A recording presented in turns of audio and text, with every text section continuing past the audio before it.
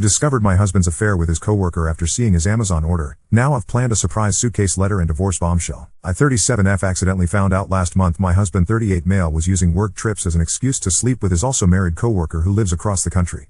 When I say accidentally, he sent me a screenshot of Amazon purchases for our children and included at the bottom of the photo was a delivery to this woman. So yes, the worried wife in me checked his search history and email.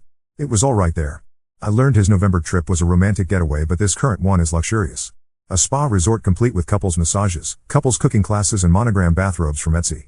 He mailed her a box of gifts a few days ago for Christmas. How sweet. He purchases sexy lingerie, sent her money on Venmo and even started planning a January trip to Las Vegas. I was furious when I learned all this, but I kept my composure. My plan: he left this morning for his work trip, but before he left I gathered all evidence of his affair. I spent 4 weeks collecting emails, credit card statements, reservations and confirmations. I wrote him a 10-page letter, put it in an envelope and taped it inside the lining of his suitcase. I plan on sending a group text to him and his mistress right after check-in telling them to enjoy their trip. I will also inform them that a letter is in his suitcase and that I want a divorce. I wrote a special section just for her and I want to make sure she sees it, so I will be emailing her the letter as well. He is currently in the air. My group text goes out this evening. Stay tuned. Update 1. His flight landed 1.5 hours ago. He told me he would text me when he landed and he has yet to do so. I have texted him twice. They were delivered but not read. I checked our phone records and he texts both me and her during his layover. His email shows no Uber receipt from his final destination airport to his hotel. She must have picked him up. Something I probably should have clarified in my op. She lives in the state he is visiting. So he flew alone. I will be sending a group text to both him and his mistress in 2 hours, as that will be 4 p.m. their time, and check in. Sent pictures of our children and he did not respond. FYI, he is in the middle of the desert. My texts are going through green, which puts a monkey wrench in my plan for a group text to him and his mistress. Need suggestions? Should I call the hotel? Connect right to their room? I worked so hard for this, it has to be tonight. My best friend has come to my house to help me through this. It seems my texts are going through green, undelivered, but when my friend tried it as blue and delivered. He has blocked me. I guess that helps his guilt. The plan now is to call the hotel. We'll wait a few minutes after check-in to make the call. Very soon. Please stand by. Like most of you predicted, he does not care. He had 0 answers for my questions. That was the most hurtful part. But guess what? I have all the emotional support and economic support, so I'm not mad. Every question I asked he had no response because his mistress was sitting there. I suspect when he is home alone with me, his answers will be different. I have made sure that he will not emotionally and financially fuck me because I have secured support from family and friends. Update 2. Called his hotel room. Talked to his mistress and finally lost my shit. He ended up calling me a few minutes later and had 0 empathy. I'm shocked, but I'm not. He said a divorce was in order and fought me on nothing. I expected him to be sad. He was not, but that's okay. I started packing up his shit. I have some great friend who helped me put everything in the garage. Good riddance? I guess so. I wake this morning broken. My house is in shambles as I went on a rampage yesterday, ripping photos off the wall, throwing his stuff in piles on the floor and breaking random objects in anger. Now that I've had a night's sleep, I feel that I am a bit clearer in my thinking as I analyze the conversation we had yesterday. He was different on the phone. That was not the man I know, but who was the man I've known? Because everything was a lie. The only thing he cared about on the phone was getting the kids. Which is perfectly okay, he should want to see his kids. But he refused to answer any question I had or admit to anything. I personally feel his lack of remorse was because he was sitting in front of his mistress. If I confronted him at home, this would not have been his reaction. When he comes home Monday night, I expect to see a different man. Also, in my conversation with the mistress, I learned she is recently separated. I called my mom. That was hard. While she and my dad have always been loving and supporting, it was hard to make that phone call. I felt like a failure. I know it wasn't my doing, but to admit that I made a poor choice in a spouse was difficult. Was this all because of a mistake I made 13 years ago? Honestly, it doesn't matter. I have 2 days to empty my house of his things. Who do I tell? Do I call his dad? Do I tell his mother? Best friend? Work buddies? I wish there was a manual on how to do this because I'm lost. Even with all my preparation, I'm still humiliated. Luckily, he did not take his house keys when he left. So no need to change the locks. I'll be removing his keys and sending him on his way. I don't plan on seeing him when he gets home Monday night. Doors are locked. Everything you own is in the garage. Have your people talk to my people and I'll see you never. My friends and family have been wonderful. I am so fortunate to have such great people in my life. Yesterday they came to help me move all of his clothing to the garage. His collectibles were all packed up and sitting here, waiting to be appraised. It took a very long time and I was exhausted afterwards, but it was necessary. I honestly don't think he expects me to have gone to such great lengths to remove him from my life. Because I was so emotional when I confronted him, there is a chance that he thinks I will want to reconcile. Fat chance, buddy. His flights lands a little before 10 p.m. tonight. When he Ubers back home, the doors will be locked. He told me on the phone he was just getting his car and leaving. I will be holding him to that. Something I should have mentioned earlier, the house is in my name only.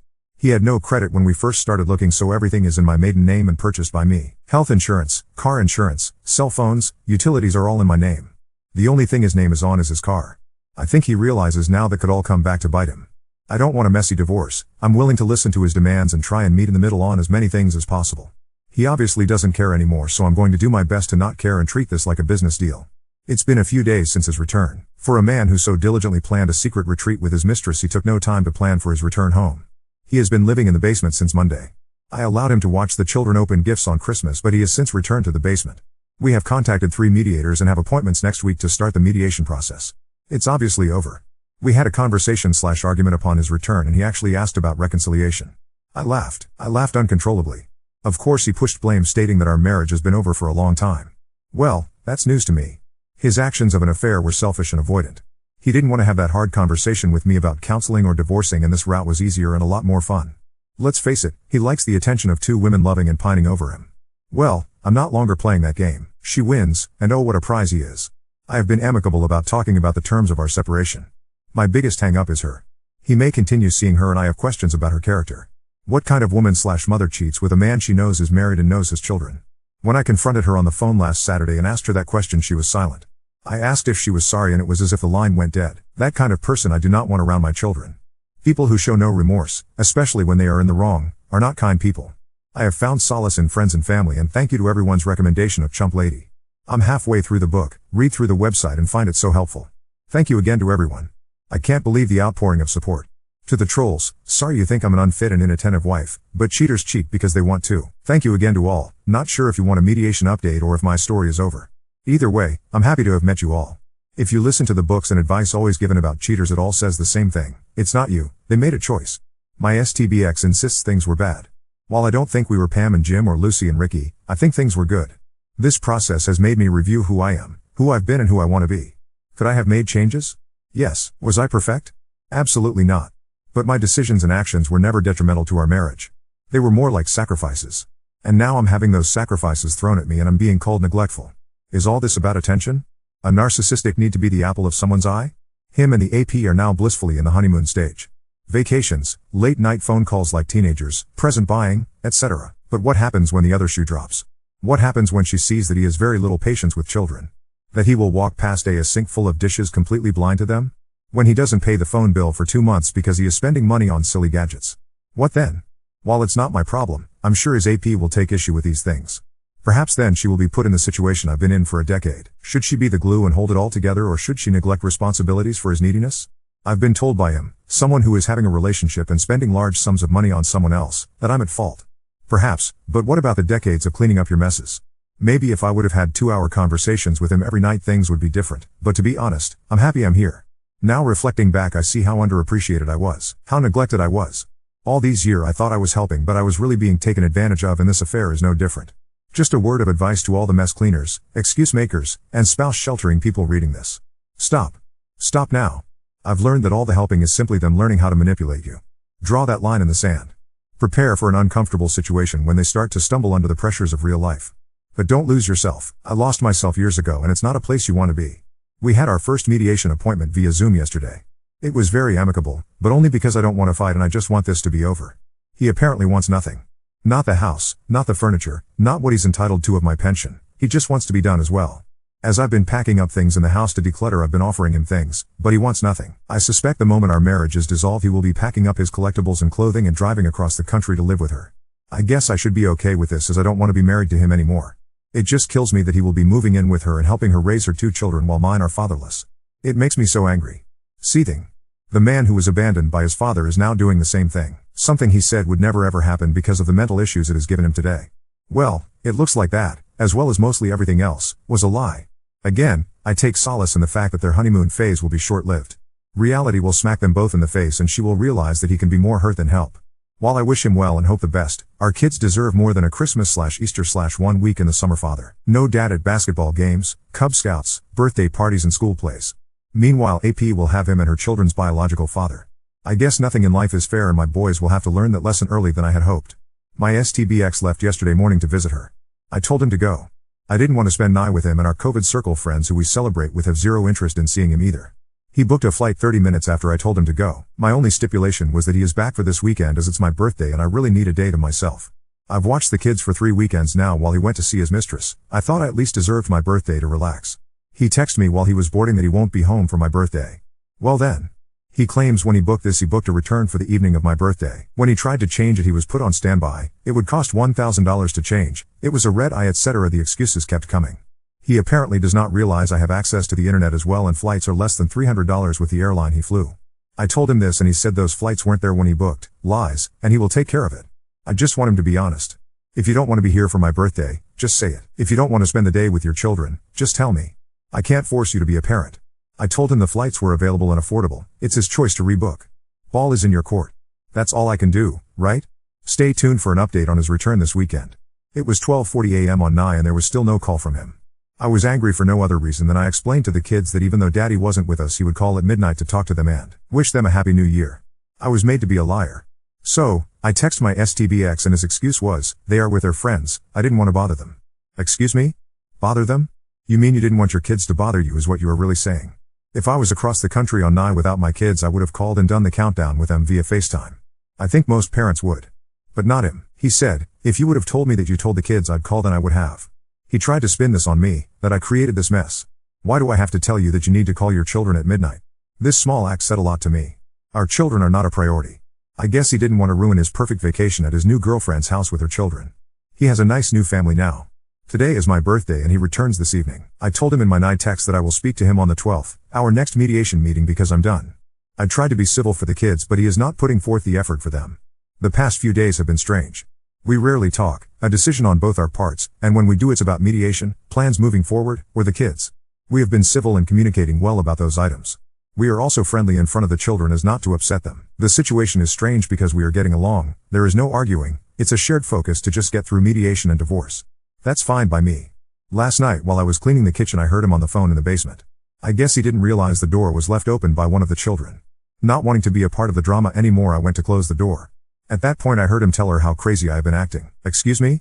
We don't speak and when we do it's very civil. How is that crazy? Well, he proceeded to tell her about a conversation we had and he lied about everything. While the conversation part was true he told her I exploded, I was in a rage, I was crying etc. None of that was true. He explained how he laughed in my face at my rage, also not true because there was no rage. I had told him a while back before the night debacle that I would start dating eventually and he proceeded to tell her that I was bragging about guys I'm meeting. So far from the truth. I slammed the basement door. I'm sure he knows I heard. So I ask, why the need to lie and make me a villain? We aren't staying together, I have no reason to fight with you anymore, that's why we are paying a mediator. Why start lying to your new girlfriend that you love? How is that a good way to start a relationship? I don't know what is happening here. This is my concern. This woman and him are in love and want to start a life together. Okay, that's fine, God bless and congrats. But, this woman only knows me by the stories, which I'm assuming are all lies, he has told her about me. If he does move across the country to be with her, how can I trust a woman who hates me because of misinformation to treat my children properly? I don't care if she hates me personally, I'll still sleep fine at night, but now I'm worried about sending my kids in the summer to stay with them. I want to confront him about this but I know I can't. Maybe it's not that I can't, but I don't know how. Also, he has told no one we are separated and definitely has not told people why. How come? You initiated this, you cheated, you are happy now, so why can't you tell people? He told his father that he was bringing the kids alone to visit him because he and I weren't seeing eye to eye at the moment. What? I would assume he's afraid to face the music or is just finding comfort in the little love bubble he has created. He chooses to not face reality. He has yet to look for an apartment for when the divorce is finalized but has booked another flight out to see her for Valentine's Day. He is refusing to face reality and it's so frustrating. Yesterday was our second mediation appointment. While it was amicable, there was some obvious tension. The tension was not on my end but more on his. Let me explain. During our first mediation we brought up the topic that he might move out of state. At yesterday's meeting I asked what we would do about custody if he moves to this particular state. When I mentioned the state by name the mediator was confused. This prompted her to ask him why this state that is so far away. His answer? Well. Then silence. He couldn't put into words the fact that he was leaving to be with his girlfriend. I had to finally chime in realizing we are paying by the hour that he was moving to be with his girlfriend. I realized later that was the first time he had semi-confessed to having an affair and a girlfriend to anyone. If you love this person so much why can't you just say it out loud? That whole situation confuses me. Anyway, when it comes to dollars and cents I will be fine. He will also be fine. He will have enough to do what he needs and so will I. We have agreed to a physical custody scenario that allows him weekend and dinner visits. Fine by me, I want my boys to have their father. But, the situation becomes a bit more difficult when he moves. While he said yesterday he plans to stay here at least a year, I doubt that will actually happen. When he does move across the country, he wishes to return for one weekend of every month to see the boys. Again, I'm fine with this scenario, but where will he stay that weekend? He has no family. Will he just be taking the boys to a hotel? Again, I don't think he actually thought this through. This is a problem we will tackle when he does decide to move. Lastly, the mediator said it could take about 2 months to finalize everything. He and I spoke after the session to go over some facts and figures, and I brought up the tentative finalization date of our marriage. I told him how 2 months is a good amount of time to save some money and find an apartment, to which he agreed. I also reminded him about his promise to not return to visit her until our divorce is finalized or he has a place to live. He quickly became frustrated, telling me that he knew and tried to shut down the conversation. I told him I'm happy that we are on the same page, but I'm not budging. If you leave while you still live here, you cannot come back. That is something we both agreed to. Now the big question remains, who does he break a promise with? Obviously it's a win-win for me. Stay home and help me with the kids while you save $500 plus and move out quickly, or leave to visit her and I get you out of the house sooner. I'm happy with either decision. I just want to move on with my life and enjoy my moments with my children. When I took this dive into the Reddit community, I had no idea where I would land. I thought my feet would hit shallow ground and I would be ankle deep on the banks in an uncomfortable swimsuit all alone. But to my surprise, this deep ocean of Reddit readers have engulfed me into their warm waters, and I am surrounded by a sea of support. For this I am thankful. I am also so touched by the droves of people who have reached out for advice or offered their own experiences as lessons to be learned. To the ones seeking advice, I tell them, I am not an expert swimmer. I am merely doggy paddling through this sea of hurt and confusion. Please don't use me as a sign of strength, because the truth is, I am not strong, I am you. I am the woman who reads because they are suspicious of late-night phones call her husband takes. I am the spouse who has shouldered the entire family and is in desperate need of support. I am the woman who misses affection from her husband who is next to her in bed every night. I am you. To those people who have yet to catch their partner cheating but are suspicious, trust your gut. Cheating is a coward's choice, so be braver than them and face the truth. To the spouse who is the fixer and takes on every challenge, take a step back. When you help, even with good intention, you are actually just hurting yourself. To the spouse who has tried everything to receive physical attention from their partner but to no avail, their affection is probably going somewhere else. These are lessons I wish I could have told myself months, if not years ago. Listen to me, or just listen to you. To the sharks in water who call me a bad mom, a crazy bitch, fake, or even just think I'm out of my mind, you will find no blood in this water. So it's best you move on and find a thread where the op will chum the water for you. It's so very easy to read and judge, this I understand. I just hope that if this ever happens to you that you will be as brave, logical and composed as you expect others to be. If not, you will find sharks circling you as well, so I hope you are as strong of a swimmer as you claim to be. If you are still reading, my saga/survival continues. Our final mediation papers will arrive this week. We were able to settle everything at the last meeting on January 12th and the documents just need our signature. After that, the divorce papers need to be served and filed with the county. Then we await our court date, which will be done via Zoom. Yes, a bit anticlimactic, but it will still serve its purpose of divorcing. He has started, finally, to look for an apartment, but nothing is to his satisfaction. Maybe he is being picky, or maybe he is comfortable living in the basement. Either way, once the divorce papers are stamped, he needs to be gone. He has started making phone calls to her during the day and I can hear him giggling downstairs. I'm happy he is happy, I really am. That isn't passive aggressive. I know I will be happy one day too. He just got there first and that's okay. I feel like my life is in limbo right now. I can't move forward because I'm chained to the past. I'm hoping his move will be soon. I suspect he wants out for February 1st so he can go visit her for Valentine's Day. I hope for his sake, and mine, that he makes his deadline. I will update again after I receive the mediation paperwork and divorce papers are served. I'm sure that will stir up a lot of thought and emotion, so I'm certain it will be a doozy.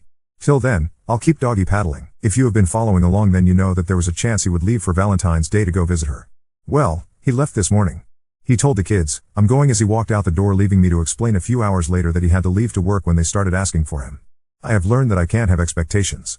Just because I would try to be more honest with the kids doesn't mean he would. I was really proud of the fact that I didn't even engage him in the discussion/debate/argument of going. Yes, I had loudly vocalized some feelings a week ago when he told me he was going, but I have not engaged him about it since. All I asked was for his flight info so that I would know when to expect him back. He did not provide this information. Maybe he thinks I'm not entitled to it. Either way, he left and I was fine, while we had the conversation multiple times, in which he agreed that he would not visit her again till he had an apartment. He has reneged on that agreement. Shocker. He claims that he has every right to be here, which he does legally, and he can do as he pleases. He put a down payment on an apartment a few days ago but says he doesn't know when he is moving. What? The bills he pays in the house are less than the child support he will have to pay, so I think his decision to stay longer might be a financial one. I've offered him any piece of furniture he wants in the house. I even offered to pay for half of the cost of bunk beds for the boys. I just need him to leave. I have no idea why he is dragging his feet. But, I learned through a mutual friend and former work colleague of theirs that she recently had COVID. When I say recently, I mean the Board of Health from her state said she could stop quarantining 3 days ago. But what about her kids that are in the home? Where are they living? There during her quarantine? Are they positive? Perhaps they are asymptomatic? Will my STBX be bringing me and our children home a COVID souvenir? I'm livid. For all those messaging me with concern and for updates, I apologize for my tardiness. It has been a heartbreaking 2 weeks. To amend for my absence, I will be posting 2 updates tonight. Let me start from the beginning. My STBX left for his getaway on February 12th and did not return until 2:15. During his blissful vacation, my family and I suffered a great loss of one of our most beloved member to COVID. I was a mess. Everyone I love was devastated. I called my STBX on February 13th and told him the prognosis was not good. It was loud where he was, there were children yelling. He informed me he was outside with her kids. Wow. Can't remember the last time he took our children outside, but I digress. I shouldn't have expected him to care about my bad news, but he was concerned. I guess there is still a decent bone somewhere in him. That concern would not last long though. Upon his return, as he usually does, he schedules a COVID test. He scheduled one for 4 days after his return, but due to snow in our area he did not go. This I understand, the weather cannot be controlled. Then he told me he rescheduled for 4 days later and then does not go. When I questioned him, his response was, "I feel fine." I suspected since she probably got a negative COVID test shortly before his arrival, he felt safe in not getting one. Not until Monday, 3/1, did he finally get tested. A full 2 weeks later. Why? You know, my family just suffered a terrible loss to COVID. How could you be so reckless and insensitive? The insensitive question is rhetorical. I obviously know the answer already. The day is approaching. Large boxes are being delivered to the house daily containing new furniture to be assembled. The sounds of packing tape being ripped from the spool flood the house every evening. He's moving out. I'm overjoyed. I'm so happy that I have actually started engaging him in conversation. Yes, we have to chat to figure out child support and scheduling, but now I'm so ecstatic he's leaving I even ask about his move. I feel like a kid at Christmas. While we were discussing his move, what he would be taking from the home and the schedule for seeing the children, I asked if he planned to visit her. No, this wasn't me prying. We need to set an overnight and weekend schedule for the kids, and I was hoping to be accommodating to any trips he had planned. But then my curiosity got the best of me, but for a good reason. Our children. I asked if she plans to come here to meet the kids. He replied in the affirmative and said she may come. Well, good for you both, but I would like to meet her before she meets the children. He went silent. I could tell he was rolling thoughts around in his head, or perhaps trying to figure a way out of this situation, but he came up empty. He honestly wanted to know why I needed to meet her. Excuse me, come again? You really think I would let my children spend time with someone I didn't know? I'm the mother that interviews babysitters. Why would you think I wouldn't want to meet her? He claims to be worried that I won't be civil, but he knows me better than that. I have nothing to gain being rude to her. It's just ammo. I refuse to play that game. Plus, why would I care? I don't want him. That's your prize now, honey, congrats. But he recognizes that he can't stop me in this. I have every right to meet her as he would to meet someone I am dating. When it comes to the kids, we can't keep secrets. I think the real concern about us meeting is this: she will realize I'm not the horrible monster he made me out to be. His plans of assassinating my character to build himself up or to receive pity from her and the constant gaslighting will be revealed. She will see that I am not pining over him, quarreling with him, and that I'm genuinely a good person. Maybe she will see that he might be the real monster. My STBX was quiet. More quiet than usual. Almost sulking. I don't understand his motivations anymore and what he actually cares about, so I left it alone. Not my business to care and comfort anymore, right? That evening, after the children went to bed, he sat alone at the dining room table. It was as if he was waiting for me to address him. I did not. Sulk, that's your issue, not mine. After he received no attention from me, he made the big announcement. He claims he told everyone what happened between us, including his father. Then, oddly enough, he started to cry. Full ugly tears. I thought these were tears of embarrassment and shame. He then proceeded to tell me the conversation he had with his father was the first time his dad has actually acted like a father towards him. While that statement in itself is unsettling, it is also confusing. I'm guessing his father supported him? I know if this was my son I'd support him, but also have some strong words about how he went about this and how he should probably proceed in the future. But it looks like he received 100% support. So while I understand, I don't understand. Something was wrong here. Last week was my youngest son's birthday. I had asked my STBX if he would like to invite his father over for cake. He texted him several times with no response. He learned through their conversation/confession last night that his father was in another state for work. Okay, understandable. But here is the kicker: he went away, with a new girl he is dating. Why is this strange, you ask? He just asked his wife of 30 years for a divorce at the end of January. So this makes me think, is adultery a learned behavior? My Phil abandoned my STBX when he was 9 years old, the same age as my eldest son now. Is there a pattern here? Or is all this just a crazy coincidence? I could not help myself. I messaged my mill. She confirmed they were divorcing. I asked if there was any infidelity and she claims to her knowledge, no. But I know better. She said that my Phil started to withdraw from her. He started picking fights for no reason and avoided interacting with her last fall. Then in January he said he wanted a divorce so that he could find himself. A man who is in his 60s, close to retirement, needs to find himself? Sounds like a cop-out to me. But now that I've learned there is another woman, which my mill does not know, I understand that this bloodline of men are truly selfish and unfit partners. I know all the comments will tell me to tell my mill about the infidelity on his part, and I plan on doing so. I just need a little more information before I break the news to her. It happened. Finally. He's gone. My basement is so empty and quiet it echoes. The day he moved, a box truck pulled up to my house and my children ran to the window to watch. I didn't know how to distract them as I was working. I was able to pull them away from the window with the promise of treats once they were at the table to do school work. My youngest though would not budge. After 45 minutes of loading, the truck pulled away and my STBX drove off. My youngest came away from the window looking sad. I immediately talked to him and tried to comfort him. After a few moments he asked, "Is the truck coming back?" I was confused. I told him that we were staying here and no one else was moving. Apparently he wasn't upset that Daddy was leaving. He just wanted the truck. I'm not sure how I should feel about this. I made appointments with a child therapist for both my kids. While they seem fine now, I'm not sure what the future holds for their mental state. I'm afraid this will be repressed and issues will arise down the road. His friends have been reaching out to me. Now that they know what happened, I'm getting text and Facebook messages asking how I am. I know in reality they are just being nosy. They may care a little, but they just want me to spill the tea. Velp, I put the kettle on. I wasn't surprised to learn that my STBX wasn't completely honest with them. He failed to mention traveling during a pandemic to visit her. I guess that would make him look reckless? Selfish? Idiotic? The wives of his friends are in shock.